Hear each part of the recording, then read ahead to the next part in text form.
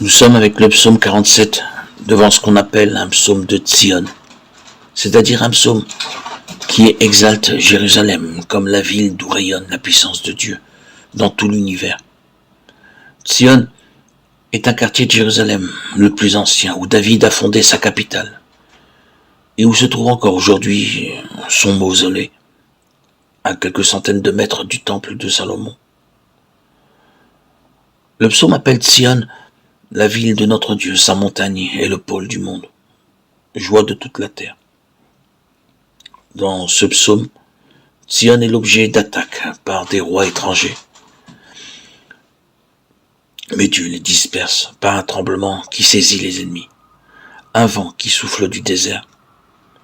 Le psalmiste souligne que ce vent est l'œuvre de Dieu, qui affermira Tzion pour toujours.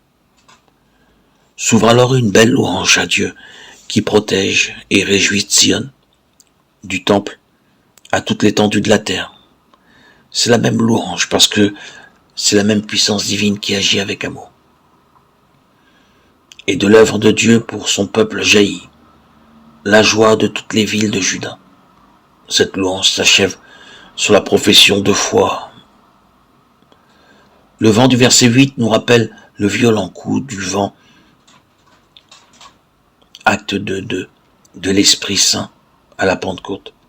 Et nous comprenons que Tzion est alors la préfiguration de l'Église du Christ, qui est précisément née le jour de la Pentecôte, quand les apôtres emplis d'Esprit Saint ont commencé d'annoncer l'Évangile à toutes les nations. Par le Saint-Esprit,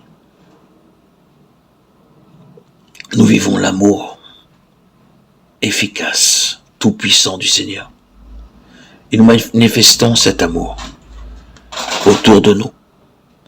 Jérusalem a une place primordiale dans notre foi.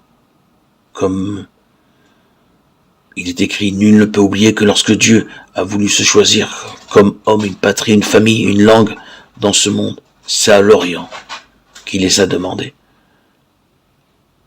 D'une certaine façon, pour tous les chrétiens, Jérusalem demeure le pôle du monde.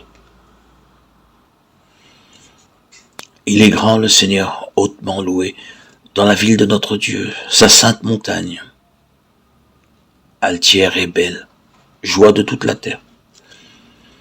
La montagne de Tzion, c'est le pôle du monde, la cité du grand roi.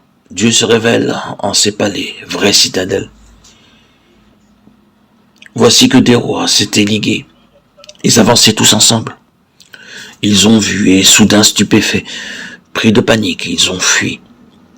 Et voilà qu'un tremblement les saisit, douleur de femme qui accouche, un vent qui souffle du désert, a brisé les vaisseaux de Tarsis. Nous l'avions entendu, nous l'avons vu dans